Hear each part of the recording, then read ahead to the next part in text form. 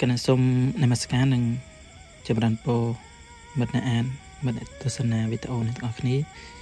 ថ្ងៃនេះផងដែរខ្ញុំកណាមកមានធានបទមួយតេតទៅនឹងការអានដោយសារថ្ងៃនេះគឺជាទិវាអំណានអញ្ចឹងគិតថាចង់ចែករំលែកអំពីការអានថ្ងៃនេះខ្ញុំនឹងលើកយកសិភៅបកប្រែមួយដែលបកប្រែដោយគ្រឹះស្ថានរបស់ពុំកម្ពុជាមេរ៉ាដែលមានឈ្មោះថាភ្លើងព្រៃនិងរឿងដតីទៀតហើយពិតជាអរគុណទៅដល់គ្រឹះស្ថានរបស់ពុំមែនទែនដែលបាន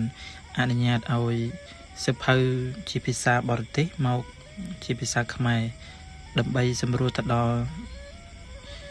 យុវជនយុវនារីយើងអានទទួលបានចំណេះដឹងវាជាប្រភេទរឿងខ្លីទេប៉ុន្តែវាល្អសម្រាប់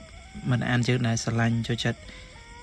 អានហើយនឹងរាវរកអ្វីដែលថ្មីធ្វើឲ្យយើងទទួលបានបទពិសោធន៍ពីស្នាដៃទទួលបានចំណេះដឹងទទួលបានតតិចនៃការនិពន្ធរបស់លោក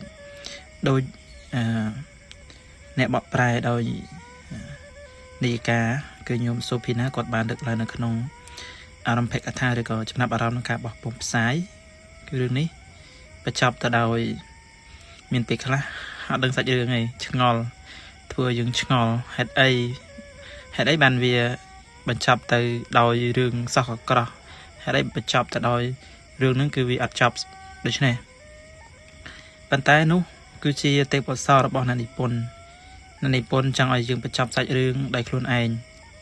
ហើយរឿងខ្លះវាមិនសមទៅជារឿងផងខ្លីយល់តែមែនតែនប៉ុន្តែវាជារឿងអានឹងដែលធ្វើឲ្យខ្ញុំកណាអាត្មាគិតថា